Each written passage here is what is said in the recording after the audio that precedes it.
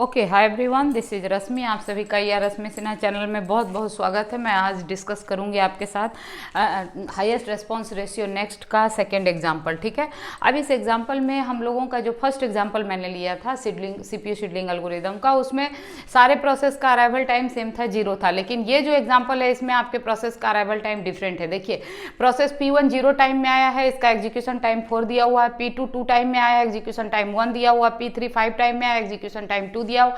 P4 4 में आया है और एग्जीक्यूशन टाइम 2 दिया हुआ। क्लियर। अब हम लोग क्या करेंगे कि इस प्रोसेस को हाईएस्ट रेस्पॉन्स रेशियो नेक्स्ट निकालेंगे, रेस्पॉन्स रेशियो निकालेंगे। ठीक है, उसके बाद देखेंगे कि किसका सबसे ज्यादा है ना, और उसके बाद उसी प्रोसेस को हम लोग शेड्यूल करेंगे। तो देखिए, फर्स्ट में क्या है, 0 टाइम में आपका कौन कौन प्रोसेस उपलब्ध है। तो 0 टाइम में आप देख रहे हैं कि there is only 1 process has come, है ना। बाकी तो ये 2 में आया, 5 में आया, 4 में आया, तो 0 पर एक ही प्रोसेस है, तो हमको किसी से कोई कॉम्पिटिशन ही नहीं है। तो P1 को आप अलाउ करेंगे एग्जीक्यूट करने के लिए। और कब तक एग्जीक्यूट होगा, तो टिल 4 यूनिट, क्योंकि नॉन प्रीम्प्टिव एल्गोरिथम होता है HRRN, है ना, बीच में रोका नहीं जा सकता। तो 4 यूनिट टाइम तक, 4 यूनिट टाइम तक आपका P1 एग्जीक्यूट होगा और इसका एग्जीक्यूशन कंप्लीट हो गया।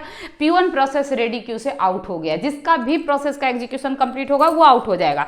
अब बचा कौन कौन प्रोसेस, तो अब 4 यूनिट टाइम पर आपको देखना है कि कौन कौन प्रोसेस मेरा रेडी क्यू में आया। तो 4 यूनिट टाइम तक में आपका एक प्रोसेस P1 आया और दूसरा P4 आया। क्यों, P3 को मैंने क्यों नहीं कहा, क्योंकि इसका अराइवल टाइम क्या है, 5 है। So there are only 2 process present in the ready queue, that is P2 and P4। अब इनमें से किसको हम लोग एग्जीक्यूट करेंगे, तो जिसका रेस्पॉन्स रेशियो हाईएस्ट होगा। अब रेस्पॉन्स रेशियो कैसे निकालिएगा, तो waiting time of that process. तो देखिए, 4 यूनिट टाइम तक तो P2 और P4 दोनों को वेट करना पड़ेगा। क्यों, क्योंकि दोनों का सीपीयू एग्जीक्यूशन 4 यूनिट के बाद ही होगा। लेकिन इस बार हमारा चूंकि अराइवल टाइम डिफरेंट है, तो P2 आया है 4 यूनिट टाइम में, तो 4 - 2 ही वेट करना पड़ा। 4 तक इसको वेट करना है और आया है 2 में, तो 4 - 2 is the waiting time of process P2 और एग्जीक्यूशन टाइम इसका क्या है, 1। तो रेस्पॉन्स रेशियो कैसे निकालते हैं, waiting time plus execution time divide by execution time, है ना। तो वेटिंग टाइम इसका 2 हो गया, एग्जीक्यूशन 1 हो गया, डिवाइड बाय 1 एग्जीक्यूशन टाइम। तो 2 + 1 डिवाइड बाय क्या हो गया, 3/1, 3 हो गया। अब उसी तरह P4 का रेस्पॉन्स रेशियो निकालिएगा, तो इसका वेटिंग टाइम क्या होगा, तो P4 को भी 4 यूनिट तक तो वेट करना पड़ेगा। और आया कब है P4, तो P4 आया 4 पर है, तो there is no waiting time. 4 तक उसको रुकना है, 4 में वो आया ही, तो 4 - 4 0 वेटिंग टाइम हो गया। इसका एग्जीक्यूशन टाइम क्या है, 2 divide by execution time 2, that mean 0 + 2 divide by 2, 2/2 1 हो गया आपका, है ना। तो इन दोनों में P2 का रेस्पॉन्स रेशियो 3 है, P4 का 4 है। तो दोनों में P4 का 1 है, तो दोनों में हाईएस्ट किसका है, तो आप कहिएगा मैम P2 का है। तो किसको एग्जीक्यूट करिएगा, P2 को कर दीजिए आंख बंद करके एग्जीक्यूट। तो P2 का एग्जीक्यूशन टाइम कितना गिवन है आपका, 1 यूनिट टाइम, तो ये 0 हो गया आपका, है ना। 4 से लेकर 5 तक कौन एग्जीक्यूट करेगा, P2 होगा। जितना एग्जीक्यूशन टाइम है गिवन सवाल में उतना ही देर उसको एग्जीक्यूट करना है। तो फाइनली आपको क्या पता पड़ा कि P1 और P2 रेडी क्यू से आउट हो गया। 4 यूनिट टाइम में P3 भी अवेलेबल है अब आपका, है ना।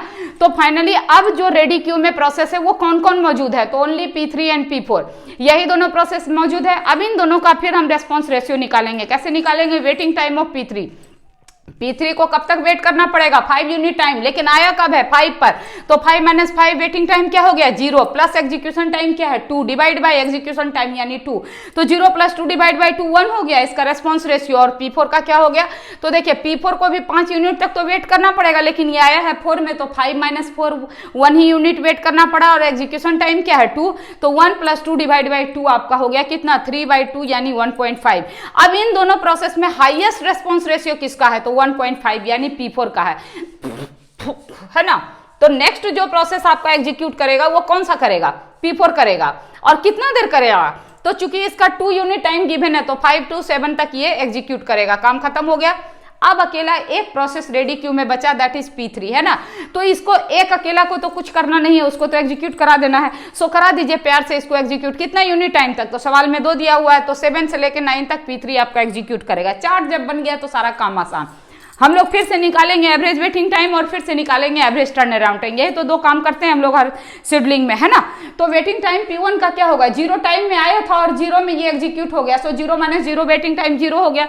P2 कब एग्जीक्यूट हुआ है, 4 में, लेकिन आया कब था, 2 में, तो 4 - 2 is the 2 waiting time of P2। P3 का एग्जीक्यूशन कब स्टार्ट हुआ, 7 में। चार्ट देखिए आप लोग, और 7 - 5 में ये आया था, तो 2 ही यूनिट इसको वेट करना पड़ा ना। उसी तरीके से P4 कब एग्जीक्यूट हुआ, 5 यूनिट टाइम में। आया कब था, P4 आया था 4 यूनिट में, तो 5 - 4 1 यूनिट टाइम उसको वेट करना पड़ा। सब इंडिविजुअल प्रोसेस का वेटिंग टाइम जब आपका निकल गया तो एवरेज वेटिंग टाइम क्या होगा, 0 + 2 + 2 + 1 है ना, 0 + 2 + 2 + 1 divide by 4 total number of process, तो जो आपका 1.25 आया, this is called average waiting time. Similarly turn around time हम लोग हर प्रोसेस का पहले निकालते हैं। टर्न अराउंड टाइम क्या है, कब तक प्रोसेस रेडी क्यू में रहा, यानी कि आपके मेन मेमोरी में रहा और कब आया, तो कब तक रहा, राइट साइड से देखिए। P1 कब तक रहा, 4 यूनिट टाइम तक, आया कब था, 0 में, तो 4 - 0 क्या हो गया, 4 यूनिट टाइम आपका टर्न अराउंड टाइम किसका हो गया, प्रोसेस P1 का।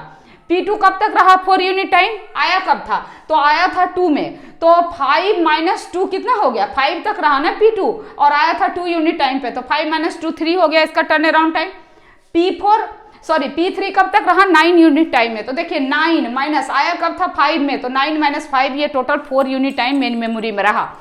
P4 कब तक रहा है, तो देखिए इसका एग्जीक्यूशन कंप्लीट हुआ है 7, जब तक एग्जीक्यूशन कंप्लीट नहीं होता है तब तक आपका प्रोसेस क्या रहता है, मेन मेमोरी में रहता है, तो 7 माइनस क्या हो गया, कब आया है, तो ये अराइवल टाइम P4 का 4 है, तो 7 - 4 कितना हो गया, 3 हो गया।